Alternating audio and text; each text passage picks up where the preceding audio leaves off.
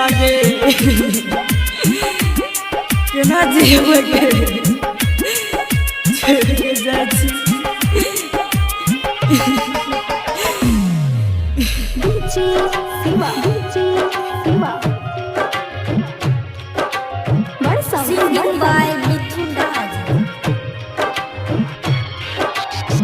दिल में जड़ै तो दिया तू गे मुझे लही किया तू कैलिए हन काम गे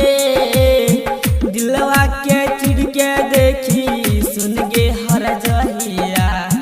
लिखला छाला तोहर नाम गे दिलवा के चिड़ के देखी सुन गे हर जहिया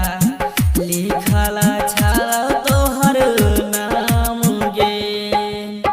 दिल में जड़ तो दिया तू गे मुझे लही किया तू कैलिए हन काम गे दिलवा के चिड़ के देखी सुन गे हर जहिया लिखला छाला तोहर नाम गे दिलवा के चिड़ के देखी सुन गे हर जहिया लिखला छाला तोहर नाम गे केना जियबै गे हमरा छोड़ के दूसरा घर चल गेली भेलै कोन कसूर तो हमरा भूल गेली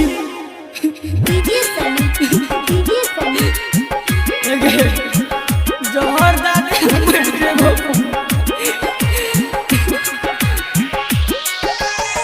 प्यार में जिंदगी हमर कैली खराब गे यह से पीबो अब शराब गे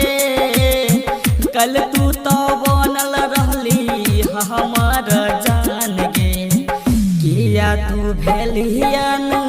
जान गे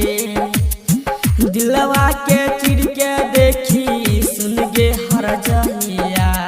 लिखल छाला तोहर नाम गे दिल में जड़ तो दिया तू गे मुझे लही किया तू कैलिए हन काम गे दिलवा के चिड़ के देखी सुन गे हर जहिया लिखल छाला तोहर नाम गे दिलवा के चिड़ के देखी सुन गे हर जहिया लिखल छाला तोहर नाम गे क्या होगा ये शरीर इसे आग में जला लेंगे कसम है इस दुनिया से अपना नाम भी मिटा लेंगे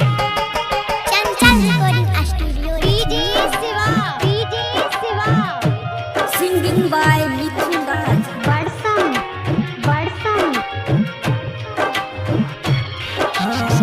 राइटर या हमर के है जन्म गलही तू घर गे मिथुन के देखे आँख में लोड गे दिल खुशता तोहरा बिना एक पल ना जिया जिंदगी तू कहलाही वीरान गे दिलवा के चिड़ के देखी सुन गे हर जहिया लिखला छाला तोहर नाम गे दिल में जड़ तो दिया तू गे मुझे लही किया तू कैलिए हन काम गे दिलवा के चिड़ के देखी सुन गे हर जहिया लिखला छाला तोहर नाम